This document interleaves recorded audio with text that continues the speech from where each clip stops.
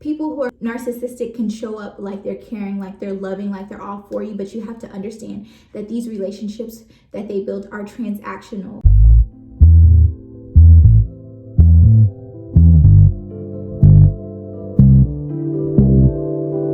Hey guys, it's your girl Ivy and welcome back to my channel. I would call this a get ready with me, but I'm almost completely ready, so let's just quickly dive into this in these few minutes that I have to quickly touch on friendships, specifically signs that you're dealing with a narcissistic friend. I know this very well because I have dealt with one, maybe even two, and I didn't realize it until I started learning about narcissistic traits.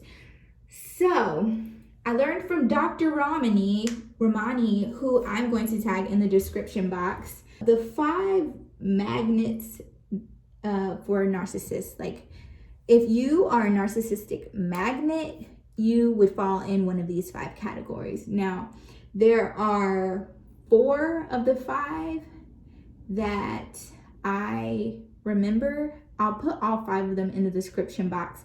I remember 3 of the 5 because I feel like they apply to me.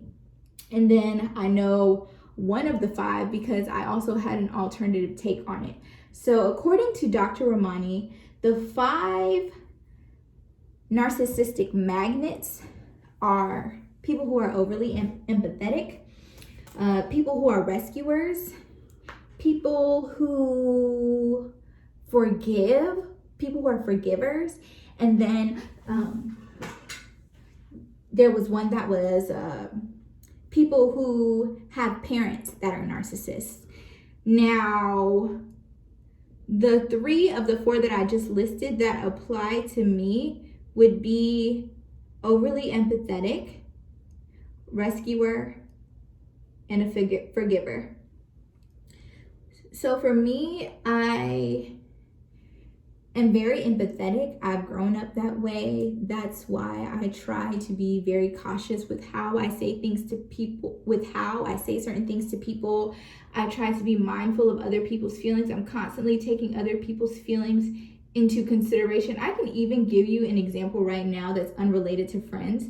I'm currently in a work situation with a manager who has intimidated me, who has said things that I could very well go to HR right now and report him, and he could very well be fired for some of the things that he said to me. Seeing messages from him gives me anxiety legitimately, and yeah, I've just had a tough time these few weeks at work. Like the week of my birthday, I cried most of the week, including the night before when I had to stay in the office until 10 p.m. to do work for him, just to appease him. And going back to the being overly empathetic thing, like I said, I could easily go to HR about this, but in my mind, I'm like, he has a family. I know he's been going through things himself, experiencing migraines from his stress at work. I'm considering his feelings, and I'm like, I would hate to go to HR and he lose his job when this man has literally threatened my own job. I honestly feel stupid saying it out loud. Like, I probably should go to HR, but I just consider how people feel, and I take people's feelings and their well-being into account so much that sometimes it's at the cost of my own sanity, my own welfare, and it's trash. But people who are narcissists cling to people like that because they understand how easy it is to manipulate them. Another thing is that narcissists tend to draw you in by making you feel like they are the same way. They're trying to make you feel like they too are empathetic. They too are supportive, and that's never the case. I don't think it's possible for someone to exist that is both genuinely caring and empathetic and narcissistic at the same time. I don't know if those 2 things can exist. Maybe I'll ask a psychologist or ask Dr. Ramani one day. So overly empathetic, that's my issue. If you're that way, you just have to understand that people who are narcissistic tend to cling to people who are genuinely good people, and you just have to protect yourself and see the signs. Another thing is being a rescuer. I'm someone who, like I said, always tries to be there for my loved ones, for my friend. If you need a shoulder to lean on, if you need someone to talk to vent to, if you want someone to just help you out, I'm here. If you're going through something, I'm the friend who will cash out you $50 and say, girl, go get your nails done. Go take care of yourself. I'm the friend who will come over with wine and say, let's just hang out. Let's have a girls' night. Fuck him, girl. Fuck her, girl. We're good. Let's focus on the positives. Let's just enjoy each other's company. I am the person who, if you're down and out and you're struggling, I'm gonna help in any way, whether that's welcoming my home to you, connecting you with people that I know that can help get you to the next level. Like, I'm your girl. And I also feel a bit uncomfortable even saying these things because I don't like bragging on myself. I don't like trying to hype myself up. I never want to come off as someone who's pompous, but I also do not want to shy away or hide who I am. Like, that's just who I am. So lastly, the other one that I said relates to me. I promise y'all I'm not gonna look like this once I'm done. Have my setting powder on. I'm currently contouring. But the last one that I said related to me is being a forgiver. Now, growing up, when I was little, I felt like I could hold a grudge, but I was also someone who was still very forgiving. I feel like there are friends that I've held on to that if it weren't for me being a forgiver, we would not be friends right now because of certain things that I went through with them. And I chose to forgive and move on because I always want to see the good in people.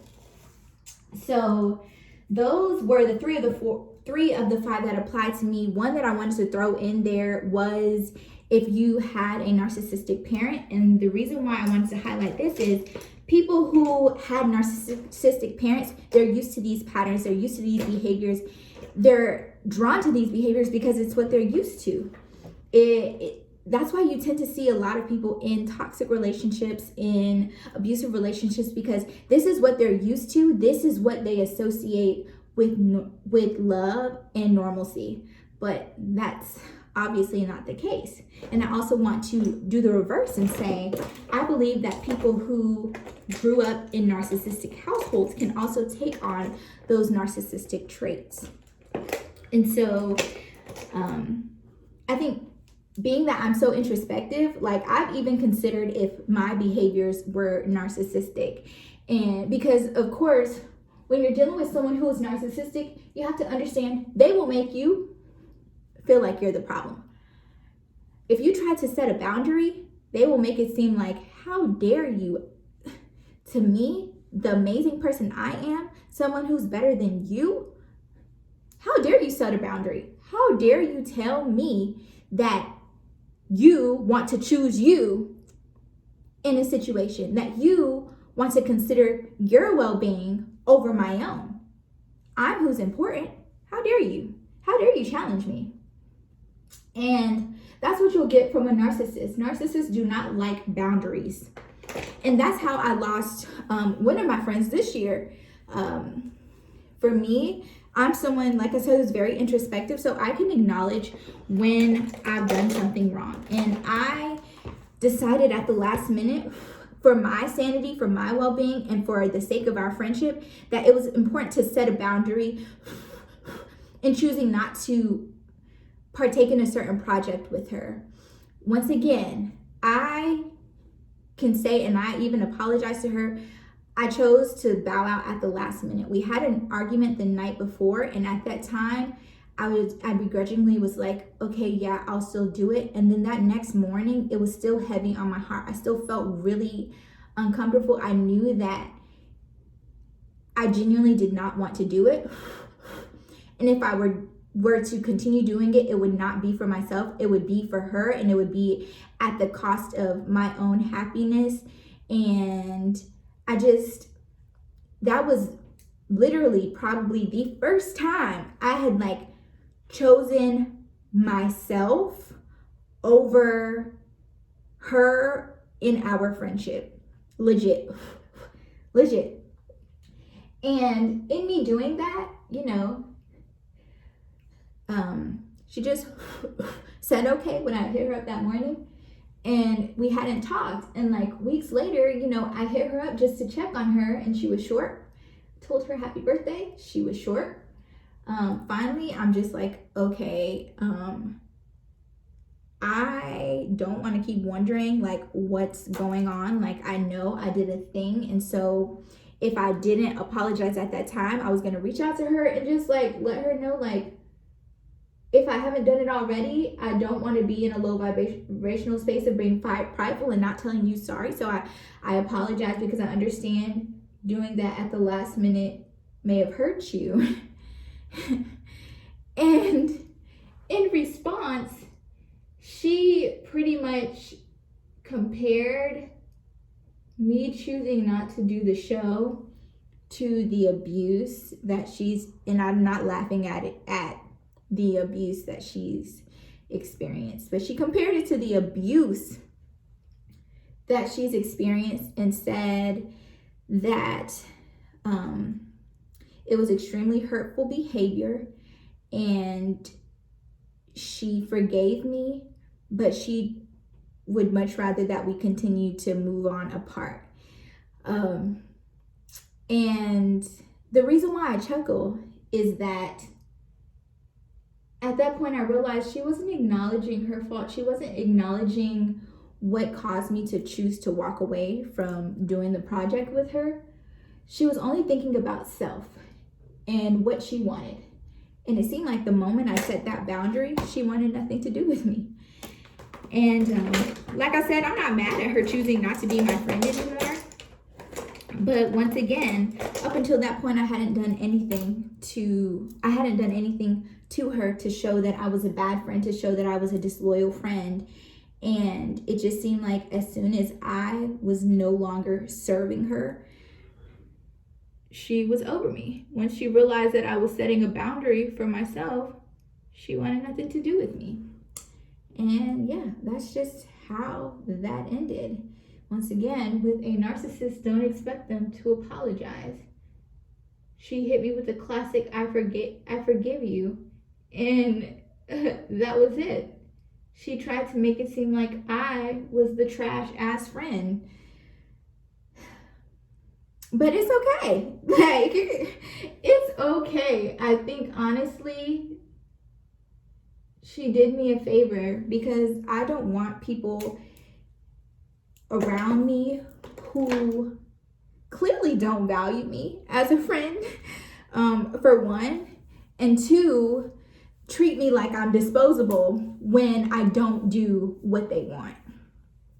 Because that's exactly what happened. And then also her comparing me choosing not to do the show to some of the trauma that she's experienced. Like, I had to talk through it with my therapist, because like I said, I'm very introspective, and it gets to a point where I'm really looking at myself like,